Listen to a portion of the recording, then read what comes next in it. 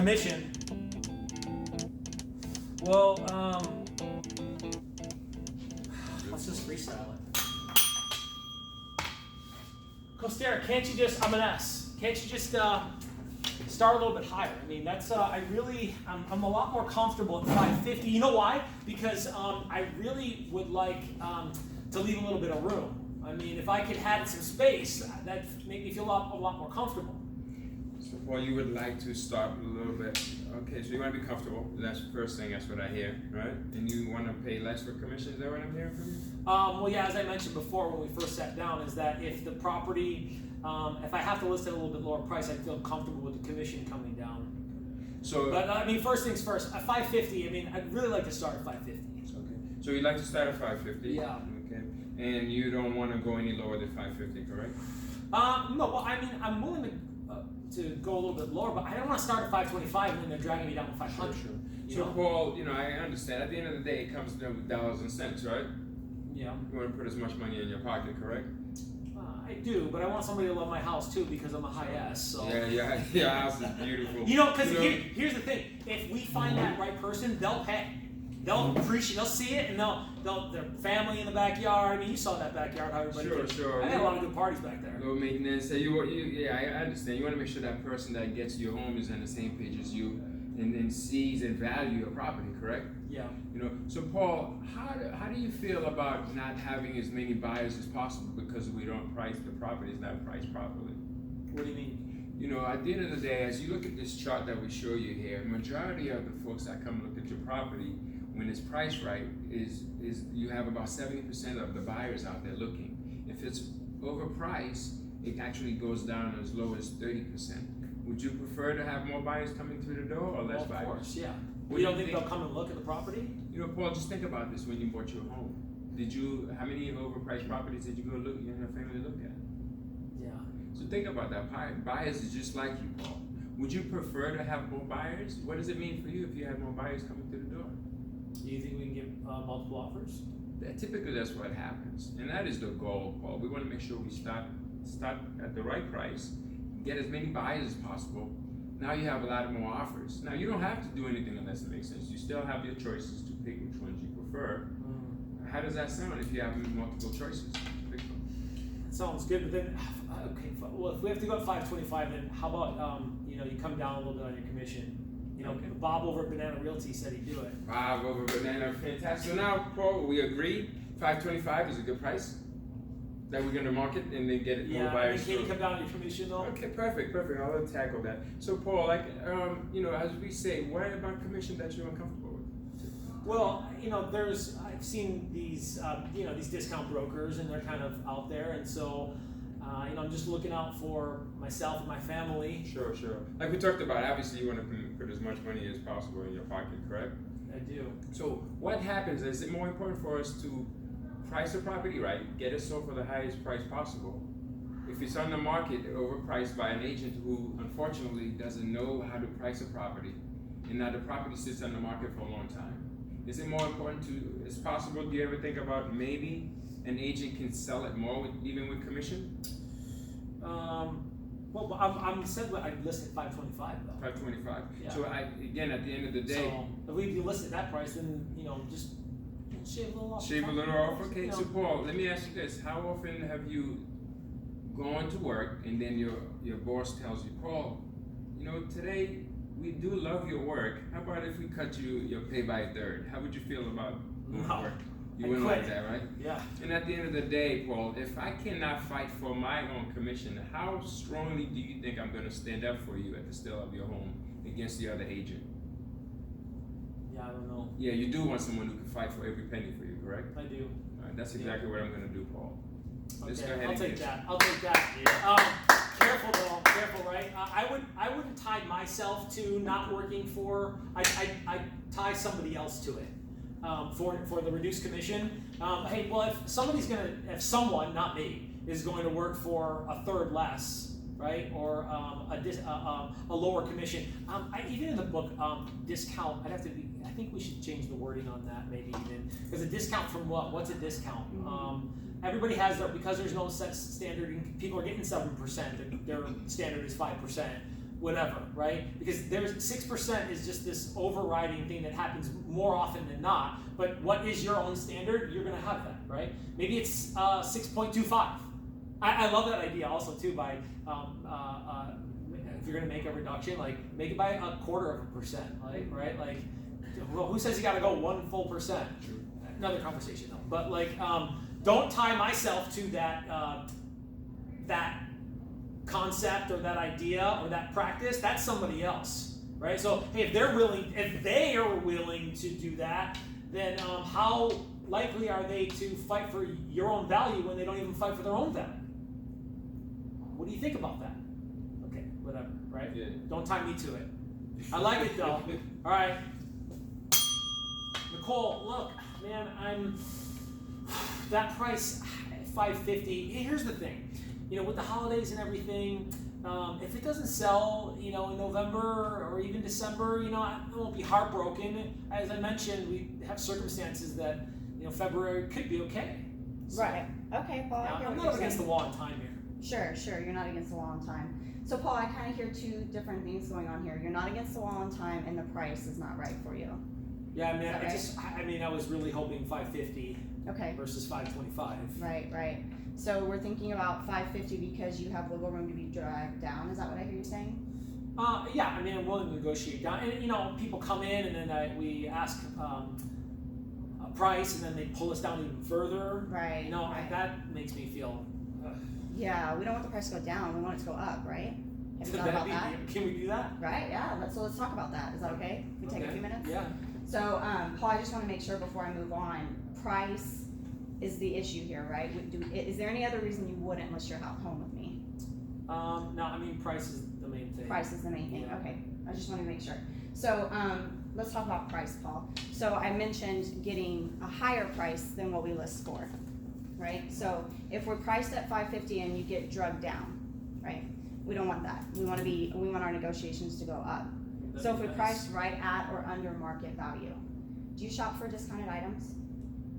Sometimes. Sometimes. Yeah. So how does it feel when you're like, oh man, this item is like $100 normally and I got it for $75. Feels good, right? Sure. Yeah. So that's Paul, that's the mentality we want to bring to your buyers, right? So if we're priced right at or right under market value, then we have more chances of people coming through, right? Okay. Do you see how that works? Yeah. So if we're priced at $550 and we have one or two options, that's all we have is one or two options. So would you rather one or two options or multiple options coming through? I like multiple options. So in those multiple options, do you think that it's likely that the price would go up if people are competing against each other?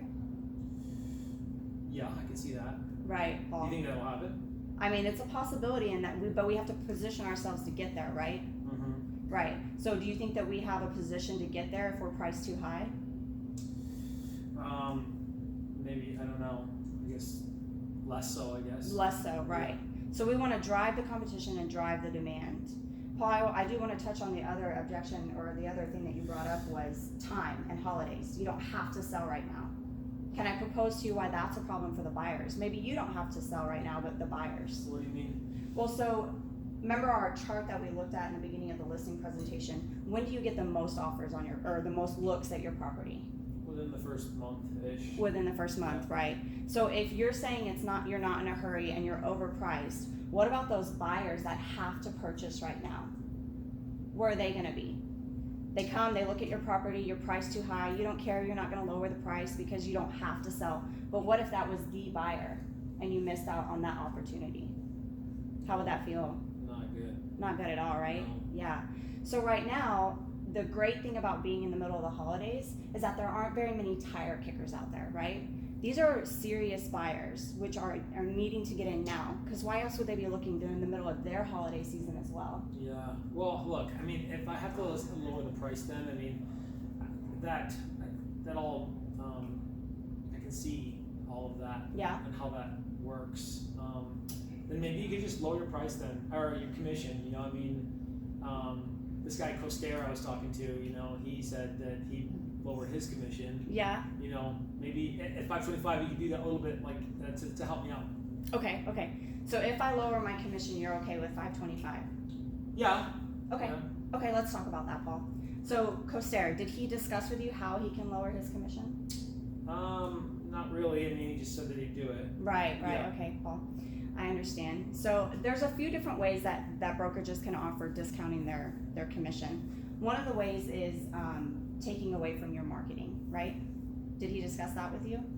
No. Did you feel comfortable and confident with our marketing plan? I did. Yeah. Yeah. So we syndicate to over 400 sites. We have, all these other things that we pay for. So if he cuts from your marketing, what do you think that does to the amount of buyers that can come in the door for you? I don't know. Might hurt, right? I guess so. Right. Our objective is to get the most buyers through the door, right? Yeah. Right. So the other thing that they may do, Paul, is offer the buyer's agent less commission. How would it make you feel if a buyer's agent said, I'm not bringing you to this house because I'm not going to get paid as much on it? Can they do that? Legally, no. But if it was your money, how would you look at it? Would you find a way to talk someone out of going to a lesser house? I mean, I don't, I feel like be more morally centered. Morally centered to do it. Absolutely, and I agree. I don't block my fiduciary duty to my clients either. However, it is known to be done, unfortunately. If someone looks at a commission, I can get 3% on this one or 2% on this one, I'm really gonna push what I like in this one, right? Could you see that possibly happening? Yeah. Right, yeah. So then if they take it from themselves, Paul, let's talk about that. Let's say they give the buyer's agent the full 3 commission, they give your marketing the full percentage, but they're taking less for themselves. Now think about this, Paul. If your boss came to you and said, hey, Paul, today can you work for half price? No, yeah, it would hurt, right? You would laugh, exactly, you would laugh. So do you think that agent is gonna work as hard to negotiate for you if they couldn't negotiate their own money? I guess not. I mean, right, so if a lowball offer comes in and all they're thinking about is, well, they're getting less of a commission anyway, so let me just present this offer like it's the best happening though. offer. I mean, they're selling properties, right? 100%, absolutely, they are selling properties. However, are they doing the best they can for their seller? I don't know. That's the question. Yeah. Right, we don't know. Yeah. Ultimately, we don't know. What I'm trying to do is position you to get the most money in your pocket so that your family can move on to the next chapter. So that the buyers that come into this home love it and take care of it like you do, and it's just a house for you that you can move into your next home. So in positioning you to the right place to get the most money to move into the next chapter of your life, we've got to do the right thing. Price it right, price it aggressively, get the most offers we can, and be fair to everyone involved. How does that sound? Sounds like I'm signing a contract. Sweet. All right. Good. I feel like I was all over the place on that one. A little wordy on the end, but other than that, I love how you did that well too. Isolated the objection. Hey, so we're cool with 525 then, right? You did that well too. Just make sure. We're 525. We're good. Okay, cool. Before we move on, I don't want to move on to a new objection, and I haven't secured the initial objection. Because they'll do that. They'll start spitfiring objections at you, and you didn't have resolution with getting commitment on. Okay, we're good there. All right, let's move on. Do you actually want to use the term objection when you talk to the client? No. Okay. No, I did though. Did you? Yeah, like 2 times. What do you say? I did once, but Oh. As far as in what context would Like you use? instead of objection, I hear your objection is this. Oh I hear yeah. Yeah. Concern. You just say your concern or Yeah, your concern or how you feel or your thoughts around. Make sure we're on the same page. Yeah, there's another tool later I'll show you guys at Power Hour on think, feel questions. Feel on a, what did I write? I can't read my writing. Cause and effect. Dear. How did I write? You use propositional closing. I love propositional closing, right? Propositional closing is like, okay, let's get out of reality for a second and let's go to La La Land. Okay? When you did that early, you did it twice. You did it early with how would you feel about, oh man, do you remember what she said? You have to rewind and watch it later. Yeah. She propositioned a scenario where she was, man, you don't remember it. What are the words that you wrote down?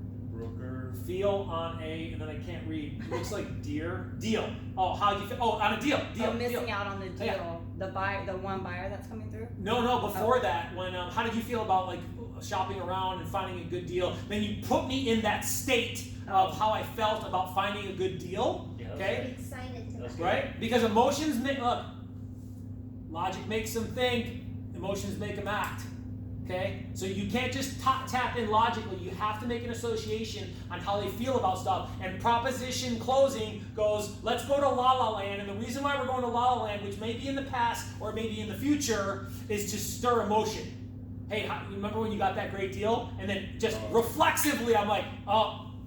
And then she did, you guys didn't see it, but I went like this, and then she went, yeah. And then we were kind of in this like little happy zen place for like 3 seconds, right? So I was wondering how she was gonna tie it up, but she tied it up really well when she said, "Oh yeah, then more buyers, more offers." And I think that was good. And then she did that again with that little proposition closing when later on when you were explaining something else too. We went to a La La Land.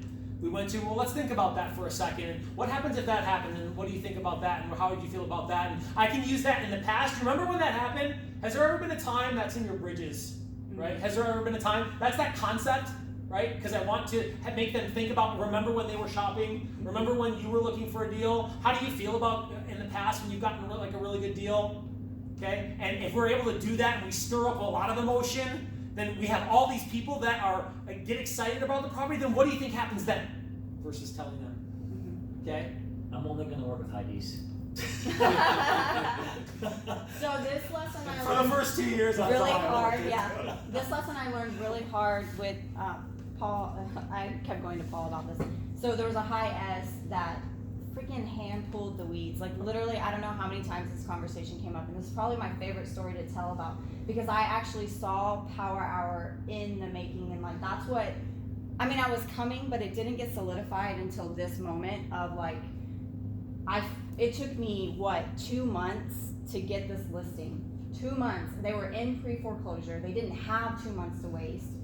They hand-pulled the weeds. They wanted a ridiculous amount of money for this house. Like, it just wasn't worth it. They didn't have the time to spend on it.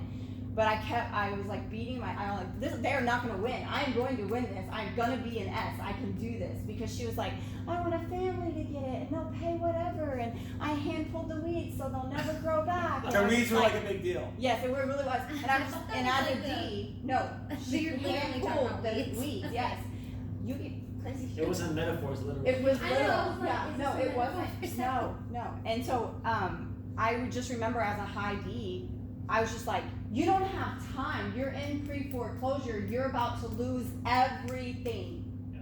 What is wrong with you? And that's what was going through my mind. And Paul was like, it doesn't matter what goes through your mind. It doesn't matter what goes through your mind. And I was just like, Well, how she's did you get stupid. it? I finally broke down my D and just quit being a D and was just like, I know that you just want a good family to get in here.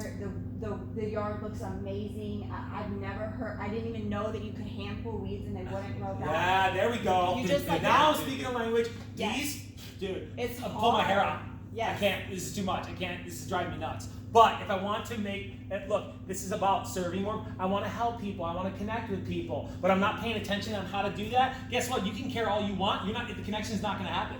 And then people are like, learning those sales techniques and learning those sales strategies and scripts. All I hear is, I don't really care that much about people. Yeah. Because that's what's happening when people are like, well, I don't do scripts, I don't do role play, so you don't care about people? What are you talking about? No, that's not it. That's not it. Yeah, actually it is it, because you're not focusing on how to elevate your communication and your ability to connect with people, because I got to get on the S's plane out of my own head because it doesn't make sense to me. So for me, at the end of the day, we're worrying about these folks. You're the one that's benefiting. So I don't think they understand that because you're raising your value to help people, right? So You're talking about agents. yeah, agents. Yeah. You raise this is for That's you, correct. not it's great you're gonna help, but it's also helps you. Yeah, help you helps you open as a up. person. Helps yeah. you as a person overall. Right. That's why I like to come here. It helps me. For me. Yeah. Before you can help others, what they say when you're flying, you put your dumbass seatbelt first before you put your child seatbelt on. Yeah. first. Yeah. So, Yeah. That was a great story, and being able to open up on Yeah, normally I would have just walked away. And I mean, I have business. I'd have been like, meh, next. Like, I'm not dealing with this. As a high D, normally it would have just been, but because I had consistently been coming to Power Hour and I wanted to win over more people, and I wanted to do that, I was like, no, I'm not giving up on this. And this is I'm done with the soapbox here. Is that when I practice that, because when I'm physiologically, that's all the things that happen here, everything that happens physiologically when I communicate is in alignment with with the psychological state that I know I need to be in to be able to communicate with an S when I'm a D. Okay, that's just the example, right? But when people are like, no, I don't practice that, I don't do scripts, I don't work on any of that stuff, those sales, that sales stuff, then you may believe it here, but because there hasn't been synchronicity with actually the physiological manifestation of that belief, then the idea cancels itself out. And then they don't hear what you say. I haven't said this in a long time. They don't hear what you say. They hear how you feel. They hear how you feel inside. You're saying something, but you don't believe it. Guess what? They heard what was in there. They heard it. You're just processing me and you're trying to close me. I hear it. Or you're really frustrated and you're talking like you're pacifying me and you want to connect, you want to love on me, but you're really freaking frustrated with me. They freaking hear it. They hear it. But you just try to work your way through it, and then you wonder why you've been stuck at 15 transactions for 20 years. Sorry. And a high S will tell you, I'm sorry, I don't mean to frustrate you. Like, because they want everything to be okay. So even though they know they're frustrated, they'll be like, because she told me that multiple times. I know I'm frustrating. And then I'd be like, like, because even though I wasn't saying anything, Like she gets sensitive. she can. Well, Vanessa Van Edwards, if you haven't seen her video on ambivalency, like, you can, it's like that animal instinct in us that, like, even though you're saying all the right things, they're like, something's wrong. Yeah, something in how I'm manifesting the communication comes out. You know when you walk up to someone and you're like, they're not The doing energy anything is- wrong, but I don't really Yeah. like them. Yeah, I love it. The better you get at this, the more instinctual. I don't know if that's a word, but the more instinct you have around that, and you can. When people are like, I don't know, I just don't feel. There's not cognitive or conscious recognition with it. Like No. they don't understand the science of. It smells. It's pheromones. Yeah. It's what it's. It's energy is real. Yeah. Energy is real, and it manifests its way in different ways. And when you're more intentional about how you're manifesting that energy and how that's in alignment psychologically and physiologically, that's some serious power right there. It's gonna be a good practice for me to walk around and be like, yes. Yeah. Because that's the other part of it, right? Like how do you Like identify who you are? time. Obviously, you learn the conversations and being close to them, but you're not in the beginning, you're not practicing that. You have to actually be conscious. Well, being really conscious and understanding Just it let just me know. yourself. Yeah, just wanna And know. then going in to start trying to. To that, oh Okay, my. good stuff. All right, thanks guys. Appreciate you.